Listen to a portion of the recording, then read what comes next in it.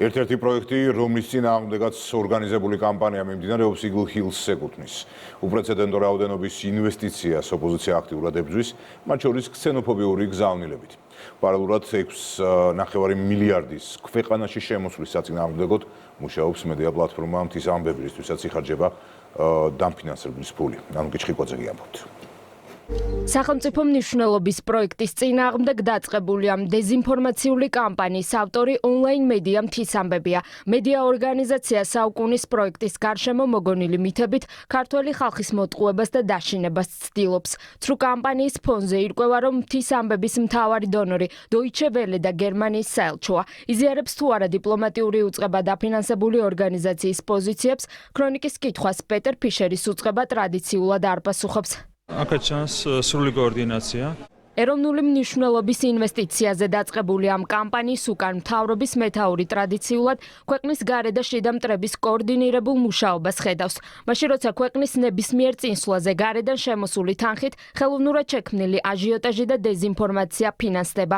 ერთხელიდან მართული მედია საშუალებები, რომლებიც უცხოური წყაროებიდან ფინანსდება და კოორდინირებულად ეწევიან ეს ორგანიზაციები კონკრეტული საინვესტიციო პროექტის საწინააღმდეგო კამპანიას და ესენი არიან კონკრეტული პოლიტიკური ძალები. რა თქმა უნდა, ასეთი მარგინალური პოლიტიკური ძალები ვერავითარ წარმატებას ვერ მიაღწევენ და ვერც ეს უცხოელი დონორები, ევროპელი ბიუროკრატები, რომლებიც აფინანსებენ საბოტაჟს საქართველოში, წარმატებას ვერ მიაღწევენ. საქართველოში განხორციელდება ყველა ის პროექტი, რომელიც არის სასიცოცხლოდ მნიშვნელოვანი ჩვენი ქვეყნის განვითარებისთვის. ყველაფერი, რაც არის ჩვენი ქვეყნის ეკონომიკური განვითარებისთვის, ჩვენი ქვეყნის ზოგადად განვითარებისთვის, ყველაფერი აღიზიანებს ამ ხალხს და ეწინააღმდეგებიან ყველაფერს.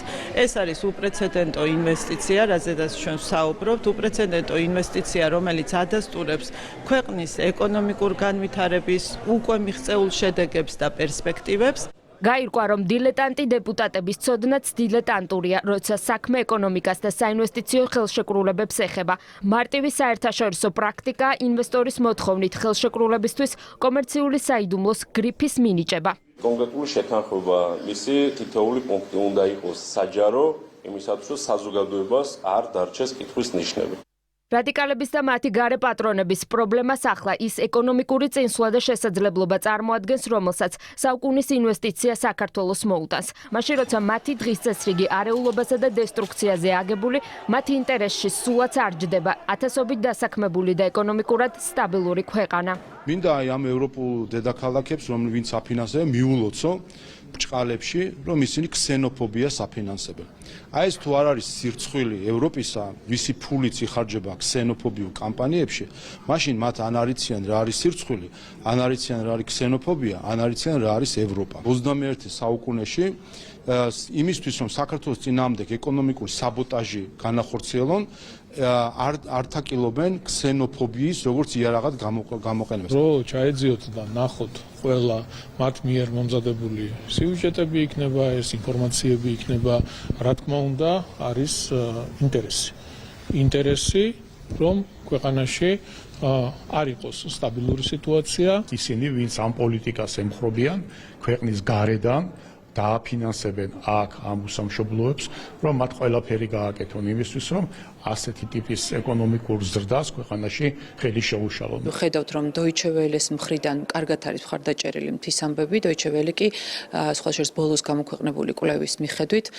გერმანიაში სიტყვის თავისუფლების და ცენზურის საქმეში ერთ-ერთი აქტიური მონაწილე არის, რომელიც სხვადასხვა ფორმებით უშლის ხელს, მათ შორის გერმანიის ფარგლებში თავისუფალი სიტყვის გავრცელებას.